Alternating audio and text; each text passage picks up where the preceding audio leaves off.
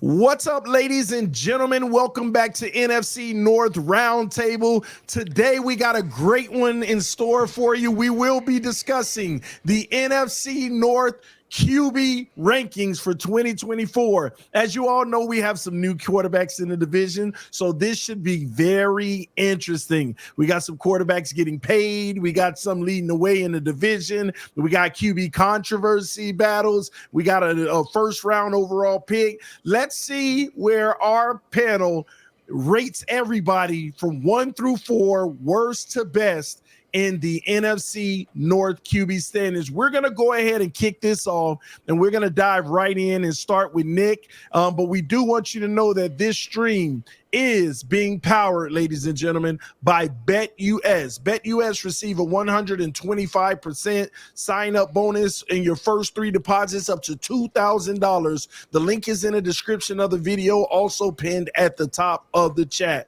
All right? So, Nick, let's dive right in. Why don't you tell us now, who are your top 4 quarterbacks in the NFC North? What order do you have them in? All right, TD, I'm going to start it off with number 1, and that's going to be Jared Goff out of the gate. I think that Jared Goff is looking like, he's been a solid quarterback for the last couple of years. I don't think he gets enough love. I mean, you look at his stats, he's always top 10 in everything every single year. And what he's done in Detroit after, they got rid of Stafford, and they're like, oh, we brought in Goff just to use him until we find a quarterback in the draft. No.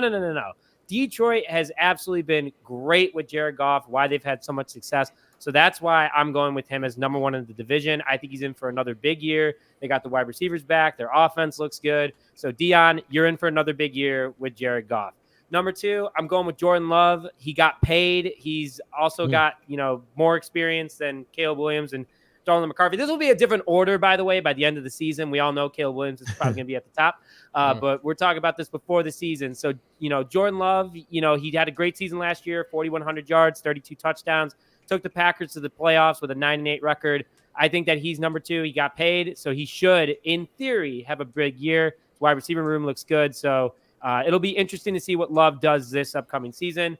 Caleb Williams, though, my guy, obviously had to put him at number 3, number 1 overall pick. Already better than Justin Fields in a lot of ways. Has a great wide receiver room, good tight ends, good running back room. Excited to see what he does, but he'll be number 1 by the end of the season. And I don't know what's going on with the Vikings, to be honest with you. I don't know if it's Darnold. I don't know if it's McCarthy.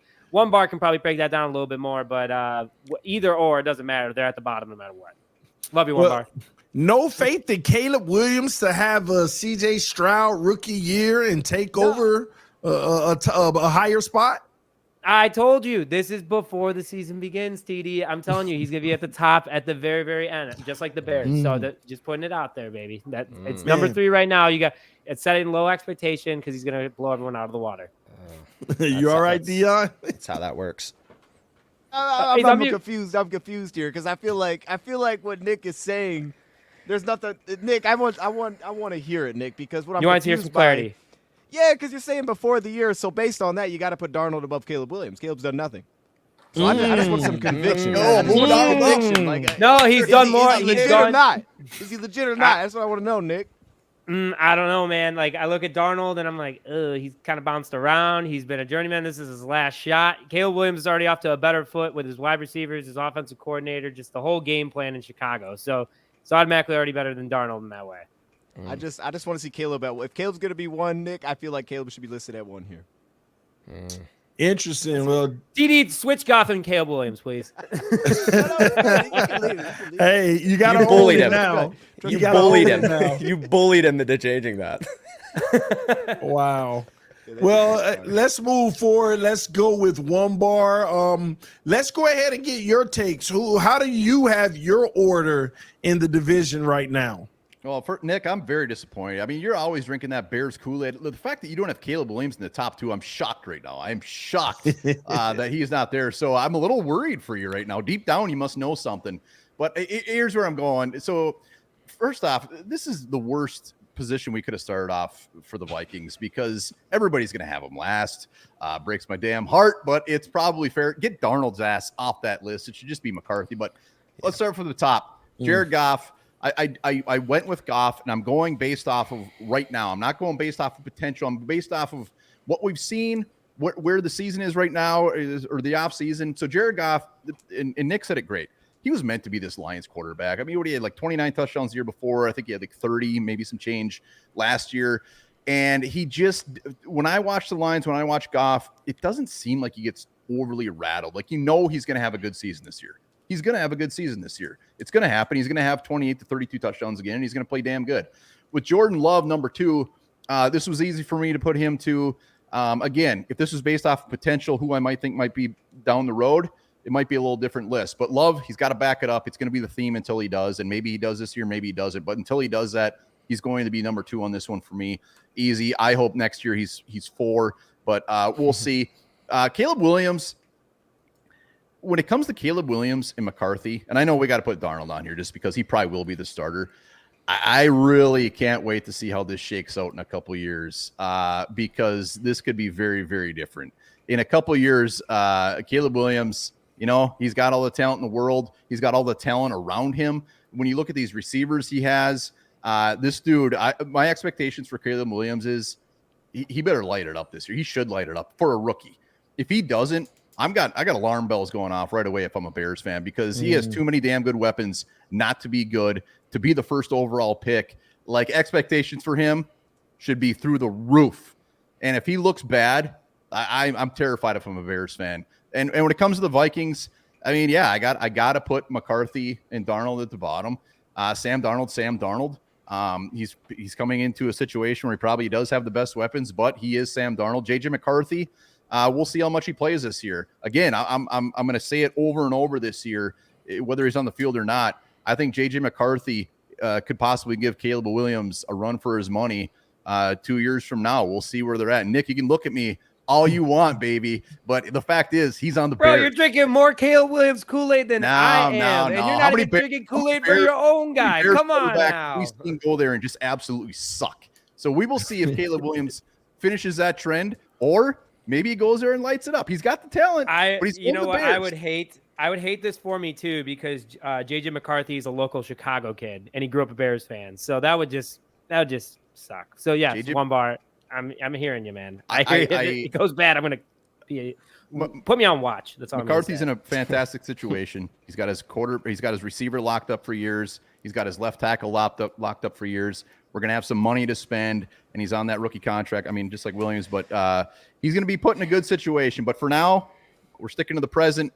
He's last, and I'm pretty confident in that list.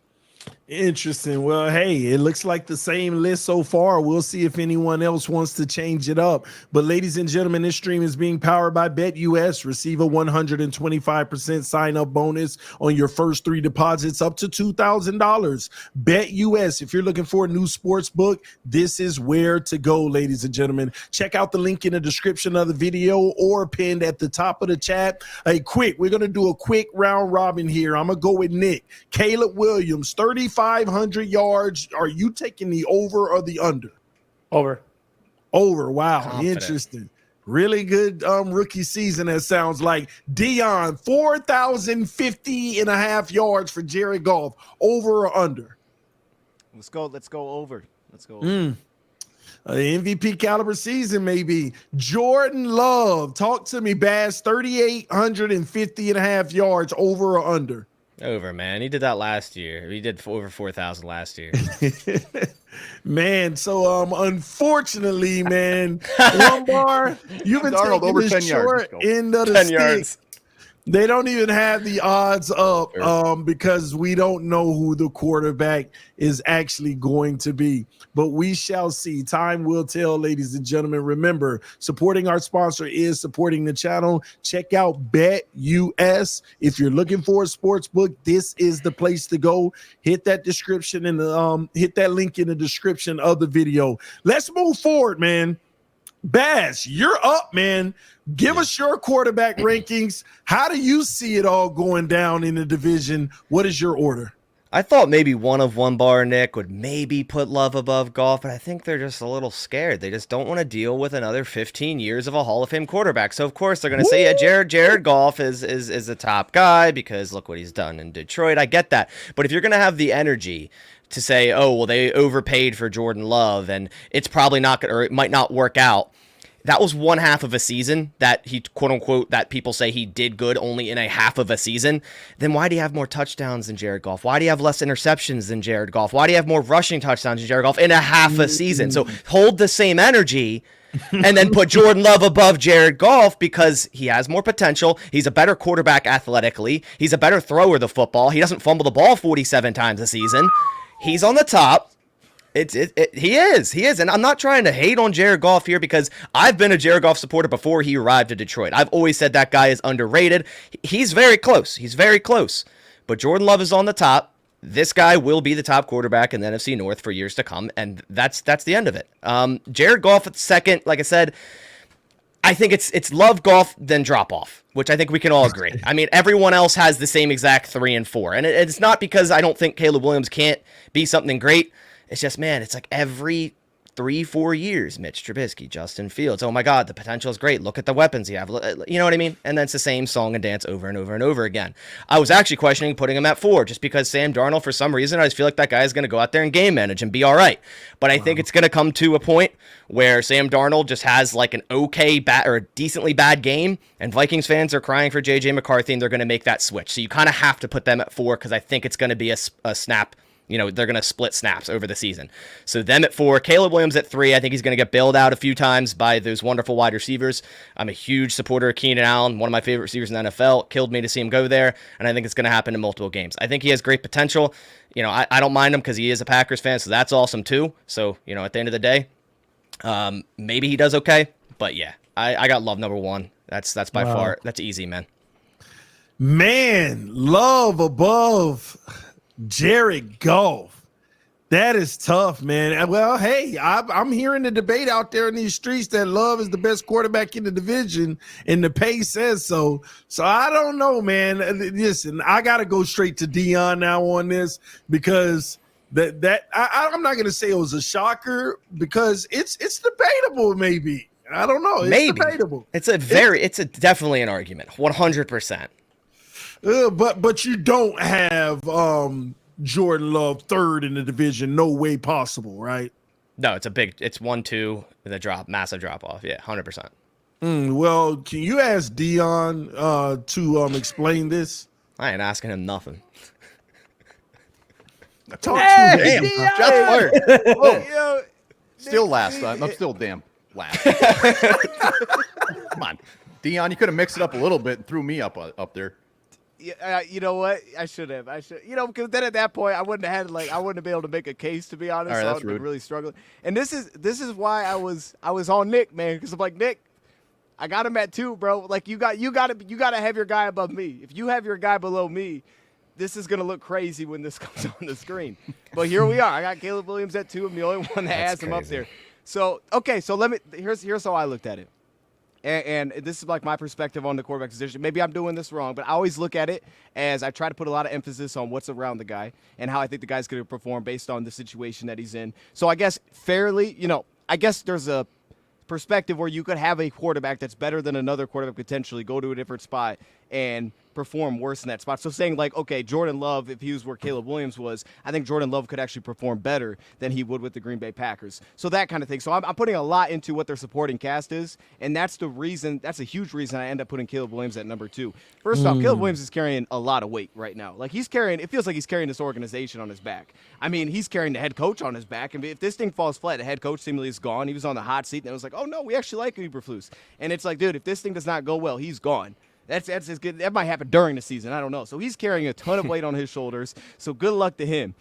With the Jordan Love situation, put him at 3. I love what the Bears have. I love their supporting cast. And it's not just offensively, it's defensively. I think they have a top defense in football. And I think because of that, he's going to get tons of opportunities to play in games that aren't back and forth. He has to score a ton. He's going to be able to control the clock. He's going to play very comfortable football where it's like, hey, dude, just don't make those mistakes. That's the one thing we know that you'll do. We can't do that. And as long as he pulls that back, I think he's got all the other talent to lead to a lot of wins. I have them as a playoff team. I think they finished second in the division this year. And then as for the big debate, which is, Goff and Jordan Love, look, to me, but yeah, statistically, like we go to the full numbers, I think they're very close just based on last season alone. I don't even want to go to the longevity thing because I think Goff has gotten better since he's joined the Lions. I think he's gotten better here. He's grown. And I think we've seen that in the playoffs specifically. He's just a perfect fit for our offense, and we have so much of the exact same. Now, I can say the same thing about Jordan Love within their offense. My concern is not necessarily that it doesn't have as big as a sample size, and this could be more unique to the Lions. I think Love takes a step back, specifically when he plays a team like the Lions, because I think we've seen ways that you can slow them offensively down. Now, there's ways you can slow the Lions offensively down too, but I think we've seen ways that you can slow them down. I think if coverage-wise you can play certain ways, like unlike the Lions last season who were just terrible in the back end, I think you can kind of shake up the rhythm of Jordan Love, and I really want to see what that looks like. I don't think you'll see that every week. I think it'll be rare when he sees teams that can do that, but I think with Goff in this offense, I think it could be very consistent, and I don't see many defense. I don't think there's looks that are going to slow down this offense because I think it's just so tailored to who they are. That may not mean they score 30 every game, but they're so tailored to Jared Goff's skill set where you're not going to see a game, I don't think, where he's going to look outside of himself. It's like, oh, what the heck's going on here with Goff? He'll just throw it less. He'll have less big plays, but he'll take care of the football because they'll just lean into his weapons. They just have so much of exactly what fits Goff. That's why I put Jared Goff at number 1 because I think the system is best for him. Well, there you have it, ladies and gentlemen. Those are your NFC North Roundtable quarterback rankings. Listen, man, a lot of controversy there, and we're going to find out in detail as the season goes on. I know Nick loved that last one by Dion. But ladies and gentlemen, thank you so much for tuning in. Don't forget, supporting our sponsors is supporting the channel. Thank you to BetUS. If you're looking for a sports book, they're the place to go. 125% sign-up bonus on your first 3 deposits up to $2,000. We love you all. We'll see you soon. Peace. We are out. Roundtable Sports Network brings you NFL divisional debate coverage on a weekly basis from your favorite content creators across YouTube, featuring the AFC East Roundtable live Monday and Wednesday evenings, the AFC South Roundtable live Tuesdays at 7 p.m. EST, the NFC South Roundtable live Tuesdays at 7 p.m. EST, the NFC West Roundtable live Tuesdays at 9 p.m. EST, the AFC West Roundtable live Tuesdays at 9 p.m. EST, the NFC North Roundtable live Wednesdays at 6 p.m. EST, the AFC North Roundtable live Wednesdays at 6 p.m. EST, the NFC East Roundtable live Thursdays at 6 p.m. EST. Roundtable Sports, real coverage from real fans.